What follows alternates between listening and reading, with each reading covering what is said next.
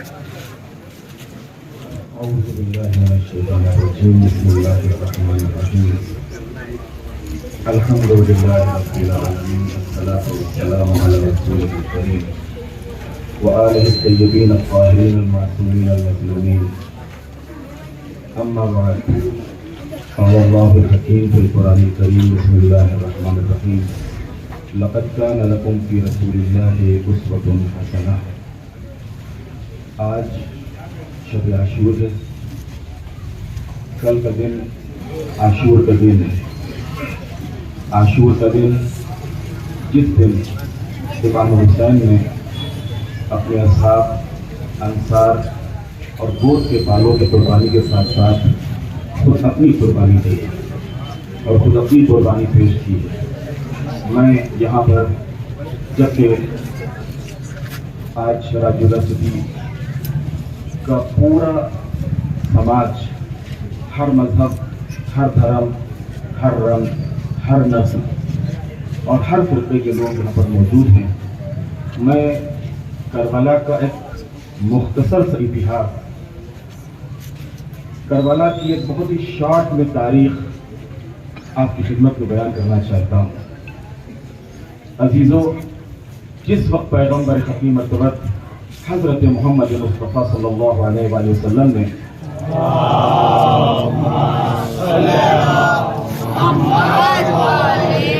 مکے کی گلیوں میں قولوا لا الہ الا اللہ تفلحوا کی آواز بلند کی،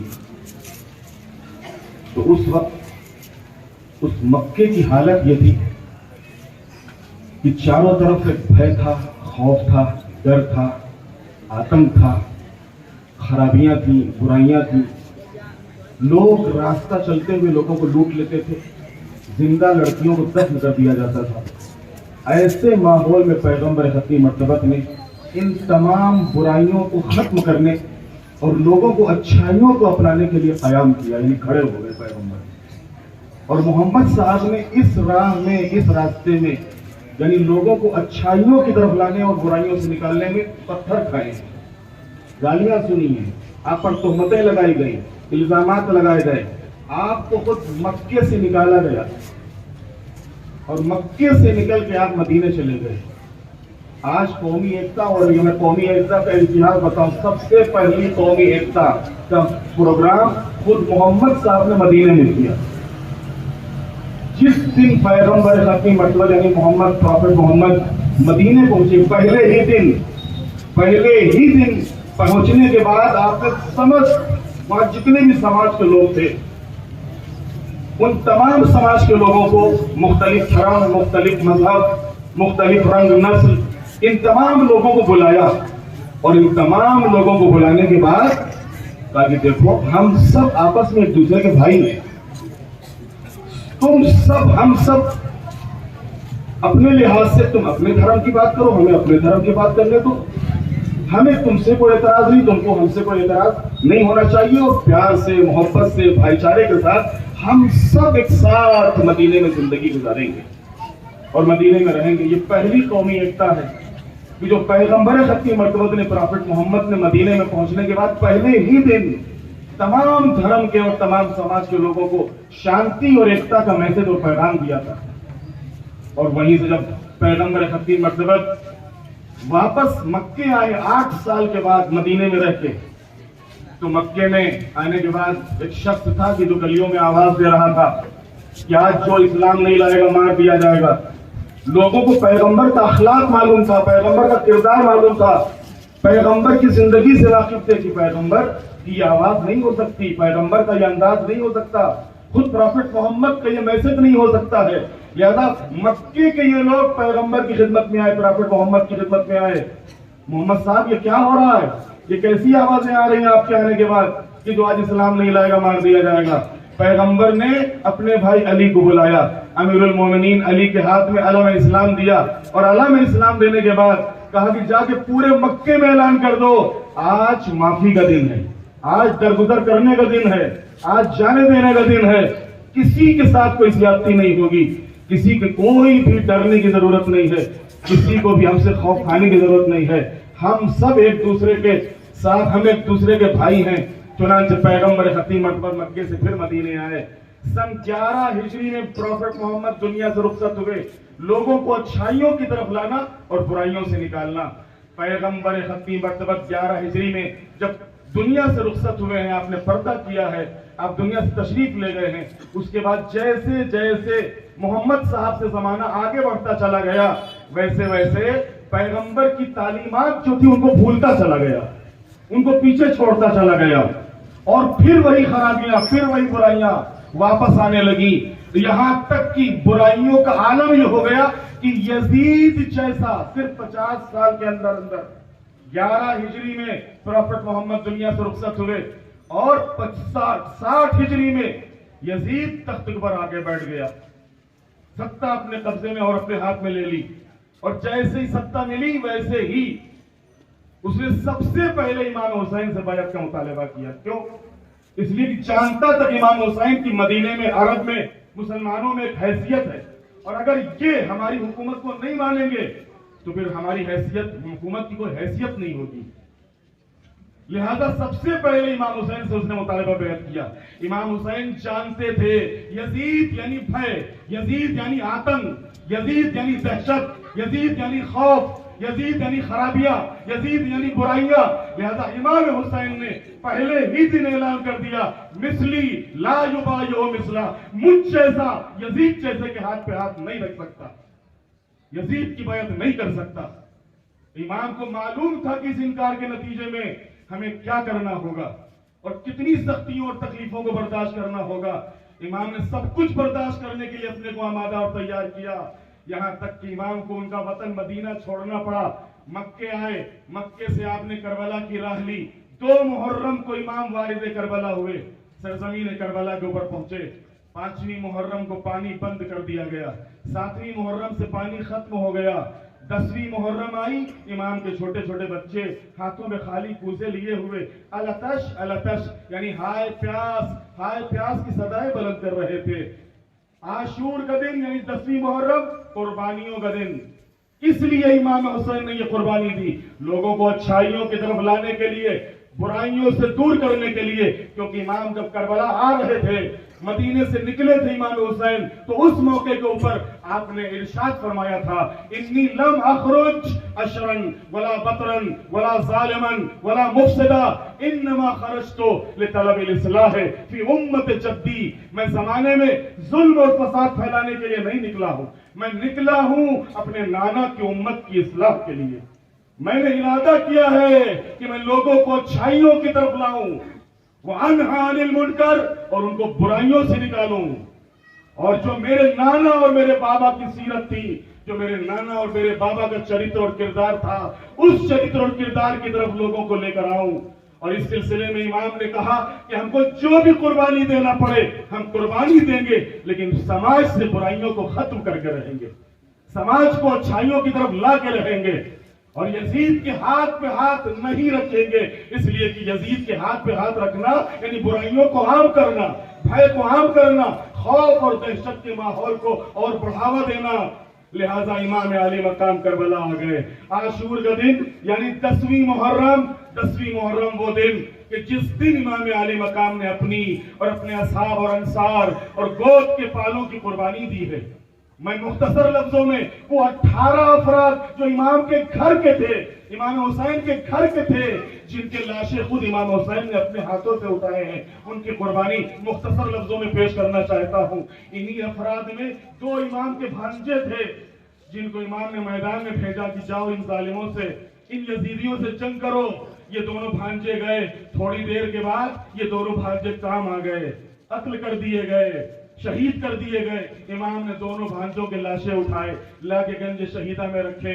भांजों के लाशें जब उठा चुके तो 13 साल का कासिम भतीजा था, इमाम हुसैन के भाई इमाम हसन का बेटा था, ये आया इमाम की खिदमत में, चचा मुझे भी जाने दो इन जालिमों के खिलाफ। इमाम हुसैन ने इजाजत दी और ये 13 साल का कासिम मैदान में गया। थोड़ी देर न गुजरी थी कि इन जालिमों से हम मुकाबला करते करते یہ 13 سال کا جوان گھوڑے سے زمین پہ آ گیا. ظالموں نے اس جوان کے اوپر گھوڑے دوڑا دیے اور قاسم کا جسم گھوڑوں کی ٹاپوں سے پامال ہو گیا. امام حسین نے اپنے اس بھتیجے کی پامال میت کو اٹھایا اور لا کر گنج شہیدہ میں شہیدوں کے قریب ان کو رکھ دیا. یہاں تک کہ امام کا 18 سال کا ایک بیٹا تھا جو رسول اللہ کی شبیہ کہلاتا تھا. چنانچہ جس وقت یہ 18 سال کا فرزند میدان میں گیا ہے، امام بیٹا آگے تھا اور امام پیچھے تھے. جس وقت علی اکبر کے سینے میں برچی کا پھل لگا ہے اور امام کو یعنی اپنے بابا کو پکارا ہے، امام گئے ہیں، اپنے ہاتھوں سے برچی کا پھل نکالا ہے. چاہ رہے تھے کہ بیٹے کی میت کو اٹھائیں، لیکن حسین سے بیٹے کی میت اٹھ نہ سکی. آواز دی، اے بنی ہاشم کے بچوں آؤ، بوڑھے باپ سے جوان کا لاشا نہیں اٹھتا ہے، آگے مدد کرو اپنے باپ کی.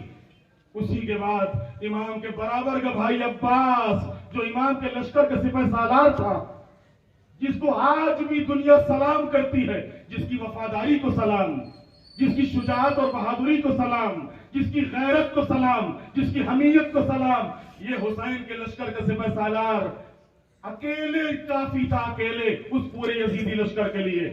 جس وقت تمام لشکر امام کا مارا گیا، جناب عباس آئے، آقا اب تو اجازت دے دو میدان میں جانے کی، اس لیے کہ اب تک عباس کو روک کے رکھا تھا. عباس تم کو جنگ کی اجازت نہیں ہے، تم کو جنگ کی اجازت نہیں ہے. امام جانتے تھے اگر عباس کو جنگ کی اجازت مل گئی تو جنگ کا نقشہ کیا ہوگا. لہذا بھی عباس اور امام میں گفتگو ہو رہی تھی کہ خیمے سے چھوٹے چھوٹے بچوں کی آواز آئی، ہائے پیاس، ہائے پیاس.